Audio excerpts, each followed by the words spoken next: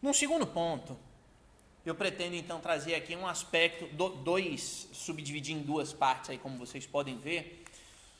O primeiro seriam os aspectos constitucionais, e aí, como eu falei no início, eu não trouxe aqui o de Portugal, porque eu ainda estou fazendo, então, né, na apresentação eu trouxe apenas do caso brasileiro, mas eu quis começar por aqui, né, colocar logo de início que direitos políticos são direitos fundamentais, né, ou seja, começar por aí. Às vezes sempre se tem, eu já vi alguns autores dizendo que não, são direitos de liberdade, mas não são direitos fundamentais.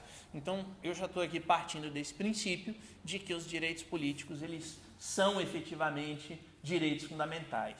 No caso do Brasil, especificamente, trouxe aqui alguns pontos, num primeiro momento, aí na esfera constitucional, que, ao meu ver, são aqueles locais em que estão ali exemplificados os direitos políticos. Não apenas, obviamente, no artigo 14, eu vou chegar lá daqui a pouquinho, mas, ao meu ver, logo aqui de cara, no artigo 1º, no inciso 2, quando se fala de cidadania, né, obviamente isso já é, se não explicitamente, mas implicitamente, o exercício do direito político do cidadão brasileiro, e aqui tanto faz, ao meu ver, se essa cidadania no seu sentido restrito, como direito, capacidade eleitoral ativa ou passiva, ou no seu sentido amplo.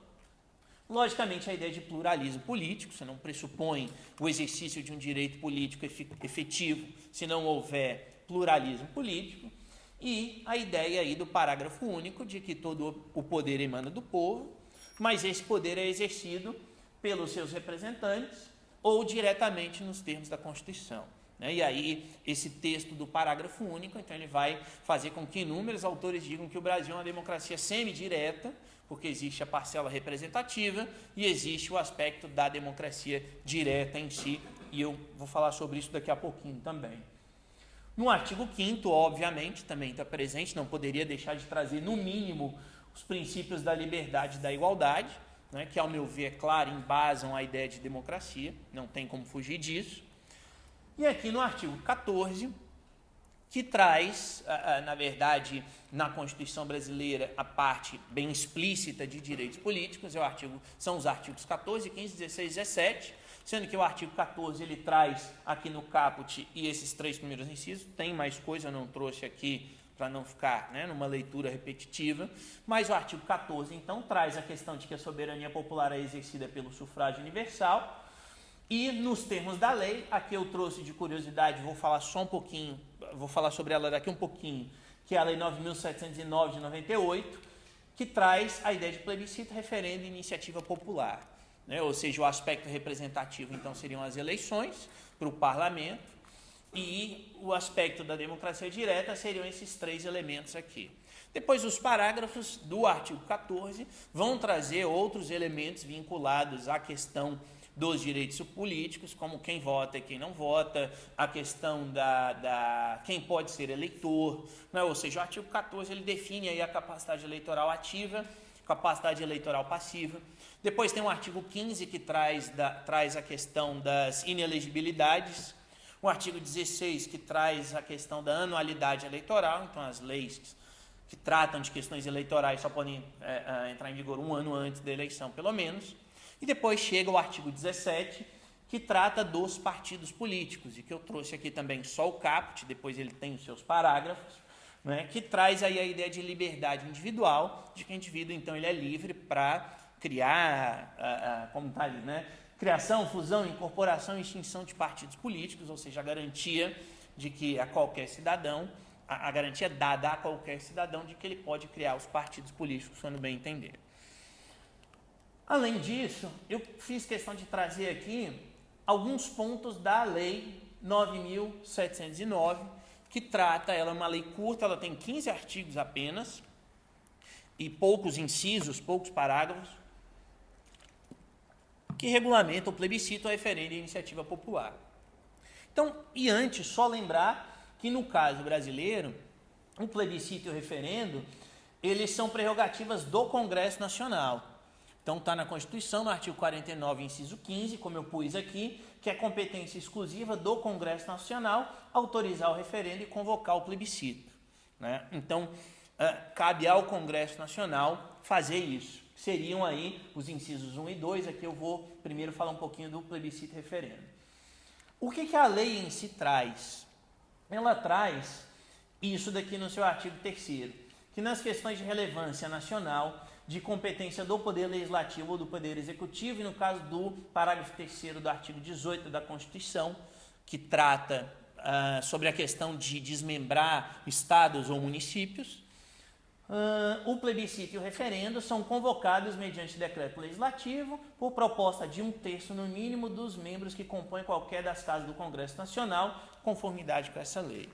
Depois, os artigos logo a seguir, eles vão tratar muito especificamente de plebiscito e referendo no âmbito estadual, né? E aí, só depois, se não estou enganado, é no artigo 9º ou no 10, eu não lembro agora exatamente, mas se retorna então a falar do plebiscito e do referendo de maneira geral, que é o TSE que cuida, que é maioria simples, que é sim ou não as perguntas, né? Então, se tem essa situação aqui. E no caso da iniciativa popular, que é o inciso 3 do artigo 14 que eu mostrei anteriormente, está lá nos artigos, no artigo 13 e seus parágrafos e artigo 14, como que isso funciona. São os únicos 2 artigos dessa lei, 9.709, que tratam disso.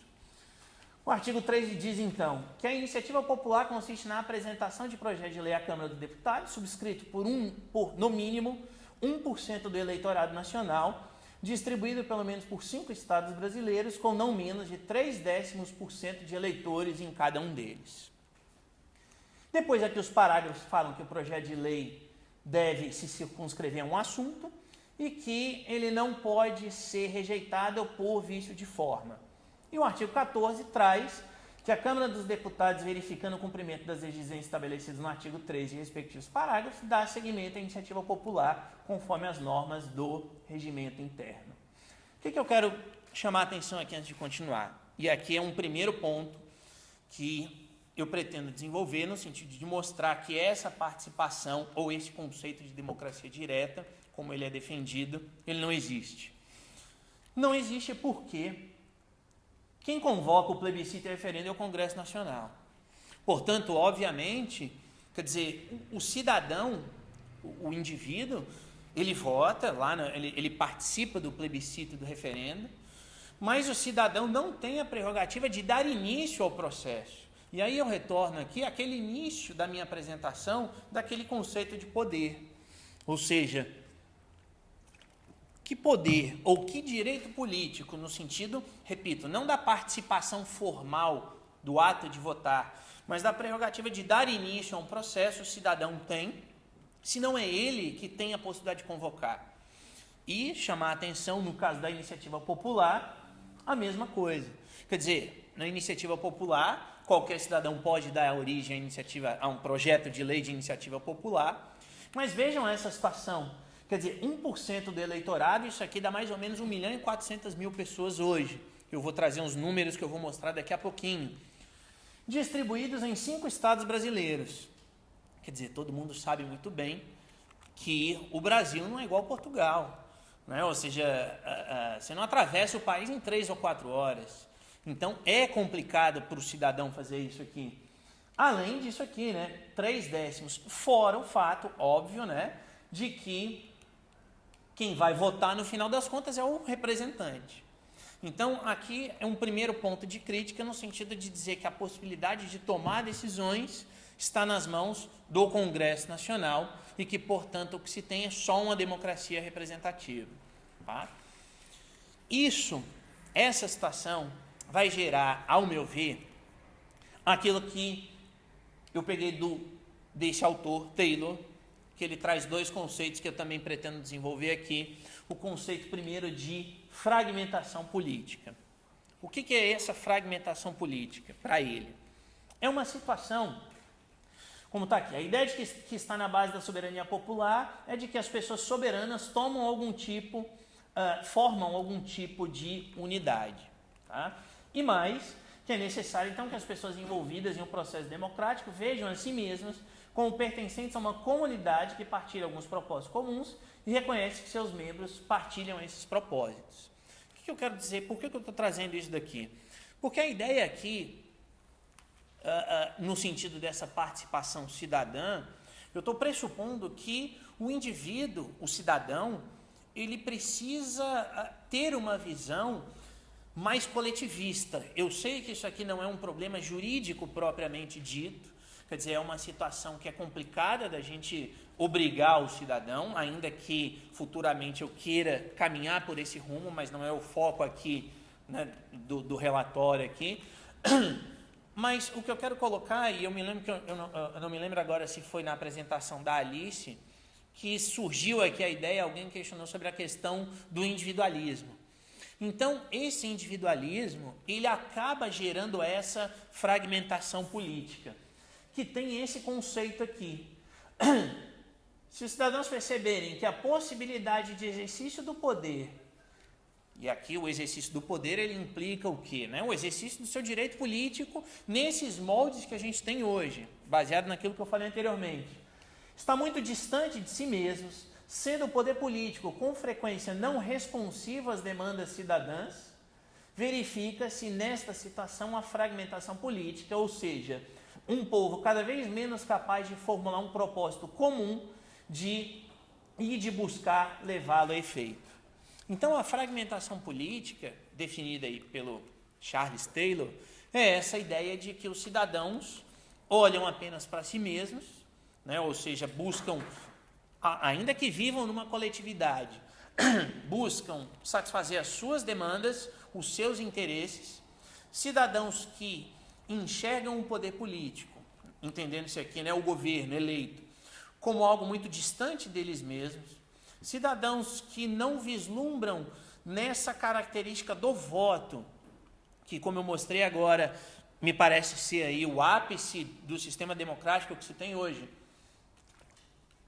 Cidadãos que não enxergam, e aqui me permitam dizer assim, entre aspas, é claro, no mero ato de votar, o exercício de um poder político, porque muitas vezes, e eu não quero entrar no relatório aqui, mas só a título de exemplificação, no Brasil, quando a gente vota num deputado, cargo do legislativo, deputado federal ou estadual ou o vereador, a gente nunca sabe se o nosso voto realmente está indo para quem a gente está votando, porque o voto vai para o partido. Eu estava lendo algumas coisas dizendo que na última eleição, não agora de 2014, mas a de 2000, na eleição de 2010, 10%, no máximo, chegou a 10% o número de deputados federais que tinham efetivamente sido eleitos com o seu próprio voto. Quer dizer, todos os outros é pela questão das coligações, pela questão do sistema proporcional, que acaba gerando transferência de voto, né? Então, essa é uma situação, e esse conceito aqui me parece muito aplicável à situação que a gente tem hoje no que concerne ao exercício desses direitos políticos. Ou seja, essa ideia de enxergar o sistema político como um todo como muito distante do cidadão, um sistema político que não dá retorno ao cidadão, né? E aí também aqui, para exemplificar, em 2013, em junho de 2013, ocorreram no Brasil uma série de manifestações, questionando uma série de coisas, e não houve ali nenhuma, ao meu ver, é claro, não houve ali nenhum retorno do Estado. As propostas que foram feitas naquela altura foram propostas muito mais maquiadas, né, para maquiar alguma coisa do que para solucionar aquela demanda. Então, me parece que essa é a situação que a gente tem hoje. Ou seja, uma situação, repito, né, de distância entre o cidadão e o poder político, que faz com que o cidadão fique cada vez menos capaz de formular esses interesses. Então aqui, continuando aí a definição que ele traz, a fragmentação advém quando as pessoas passam a ver a si mesmas de maneira mais atomística, né? Ou seja, mais individualizadas, cada vez menos ligadas aos compatriotas em projetos e compromissos comuns. Então, uma sociedade fragmentada é aquela cujos membros têm cada vez mais dificuldades para se identificar com a sociedade política como comunidade. Que é a ideia, repito, e eu vou fechar com isso, né, lá no final, de certa forma, um dever constitucional pelo coletivo. Mas sobre isso eu vou chegar lá daqui a pouquinho. O que essa fragilização gera, então, em termos de problemas sociais? Né? Ou seja, essa sociedade individualizada. Ela leva, e aqui eu já vou passar direto para essa ideia de participação, ela leva ao enfraquecimento da participação. E vejam aqui que é um enfraquecimento até mesmo nesse conceito, entre aspas, tradicional de exercício de direitos políticos. Ou seja, mesmo quando a gente olha para esse conceito, eu repito que é um conceito, ao meu ver, limitado, de que o direito político é ter capacidade eleitoral passiva e ativa apenas, essa participação ela vem diminuindo. Então eu trouxe aqui também do Bobbio um conceito de participação que ele define em 3 tipos, ele subdivide em 3 tipos. Ele coloca que a presença é a situação na qual o indivíduo não põe qualquer contribuição individual, ele vai lá para uma reunião, escuta e vai embora, por exemplo. A ativação, que é o exercício de atividades confiadas por delegação permanente, que é incumbido de vez em quando. E a participação propriamente dita, que são situações em que o indivíduo contribui direta ou indiretamente para uma decisão política, que seria a participação em eleições. E o que a gente vê a respeito disso? Falta de interesse nessa participação. Então, tem um livro desse autor aqui, Peter Mayer, em que ele faz uma análise dos partidos políticos na Europa, especificamente. Então aqui eu subdividi um pouquinho, e aqui no caso da Europa eu estou falando de maneira bem genérica, ele coloca 3 critérios e ele traz números, eu não pus os números aqui, mas ele traz estatísticas desde a década de 50, começando primeiro com aqueles países que ele chama de democracias já estabelecidas, e depois, não estou lembrado agora, mas se não me engano, já na década de 80, ele inclui Portugal, inclui Espanha e a Grécia, para fechar a análise estatística dele com 15 países da Europa. Então ele coloca aqui o que se verifica aqui na Europa. 3 problemas. Primeiro, ele coloca aqui que ocorre essa queda constante do interesse na participação política em eleições. Então, primeiro ponto, ele coloca assim, não apenas as 2 últimas décadas detêm um recorde, 2 últimas décadas aqui seria a década de 90 e a primeira década do ano 2000. Então ele coloca aqui, nessas 2 últimas décadas detêm o recorde de menor participação eleitoral em qualquer uma das décadas do pós-Segunda Guerra Mundial na Europa Ocidental, mas também no âmbito da maioria das democracias da região. A maior parte, se não todos, dos registros de baixa participação ocorrem desde 1990. E aí ele cita, que eu trouxe especificamente essa frase sobre Portugal, ele diz que em Portugal os níveis mais baixos foram registrados em 99, 2002 e 2005. Então ele coloca que a própria participação é menor, ou seja, participação, e só voltar aqui, é número de eleitores, né? Ou seja, pessoas que vão votar, cada vez mais ocorre uma queda nesse número na Europa como um todo. Então seria o primeiro ponto que ele chama a atenção, e que aqui eu estou vinculando com o conceito anterior, né, de... Desculpe, gente, é porque a minha garganta vai ficando seca, então eu bebo água toda hora. Que seria o conceito de fragmentação política, né? Ou seja, essa fragmentação gera esse desinteresse no ato de votar. O segundo problema ele identifica como sendo volatilidade eleitoral. E ele coloca isso aqui, desde 1990, dentre aqueles que participam de eleições, houve grande probabilidade de que alterariam suas preferências eleitorais de uma eleição a outra. O que para ele também é um indício dessa fragmentação política, porque hoje o indivíduo vota no partido A, amanhã no partido B, em pouco tempo, e o que levaria então o indivíduo a mudar? Que é o que ele chama, e repito, né, aqui eu trouxe só os conceitos e a ideia, mas ele faz essas afirmações embasadas aí em estatísticas dos países europeus aí desse período. E o terceiro ponto é aquilo que ele chama de falta de identificação partidária. Ele coloca que a porcentagem de eleitores alegando um senso de identidade com os partidos caiu nas últimas 2 décadas. Prefere-se observar as campanhas ou até mesmo permanecer desinteressado até próximo do dia da eleição. Então ele coloca que poucas são as pessoas que têm aquele vínculo, né, efetivo com o partido no sentido de defender a ideologia partidária. Então, esses 3 problemas, a queda do número de eleitores, a alternância do interesse em quem votar e a falta de atuação essa identificação partidária, eu enxergo ela como sendo aquela atuação, não só na eleição, mas no período entre eleições também, isso vem cada vez mais caindo. Ele traz números lá de pessoas, a redução do número de filiados aos partidos, por exemplo, que ele identifica como essa falta de identificação, então isso viria ocorrendo. E aí eu trouxe aqui a título de curiosidade no Brasil, para levar o que, ao meu ver, é uma prova dessa fragmentação política que eu falei antes. O Tribunal Superior Eleitoral, que é o órgão responsável aí no Brasil por administrar as eleições, cuidar das eleições como um todo, fez uma pesquisa entre os dias 3 e 7 de novembro de 2010. E percebam que naquele ano houve eleições gerais no Brasil, logo após o segundo turno das eleições, que foi no dia 31. Então, uma semana depois, o TSE fez essa pesquisa, está disponível no site do TSE, na internet. E aí, aqui alguns resultados que, ao meu ver, mostram essa fragmentação. Primeiro, 23% não se lembrava em quem votaram no primeiro turno para deputado estadual. O primeiro turno foi um mês antes, né? Ou seja, a eleição do primeiro turno ocorre no primeiro domingo de outubro e do segundo no último domingo. Então, foi mais ou menos um mês antes. Quer dizer, quase um quarto das pessoas não lembrava para deputado estadual. 21,7% não se lembrava em quem votaram para deputado federal. 20% não se lembrava em quem votaram para senador. Então perceba que aqui a gente não está falando de um ano, 2 anos, estou falando de um mês depois, né? Ou seja, um mês depois, o professor está aqui, um mês depois da eleição, as pessoas já não se lembravam mais em quem votavam. 19,5% não sabiam quais cargos estavam em disputa nas eleições. Ou seja, praticamente um quinto, 20%, não sabia os cargos que eles votaram um mês antes.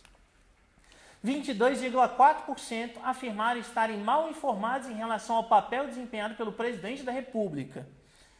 E 41,4% afirmaram desconhecer as funções exercidas por um senador da República. Tá? Então, quer dizer, é uma mostra, ao meu ver, dessa fragmentação e desse descolamento.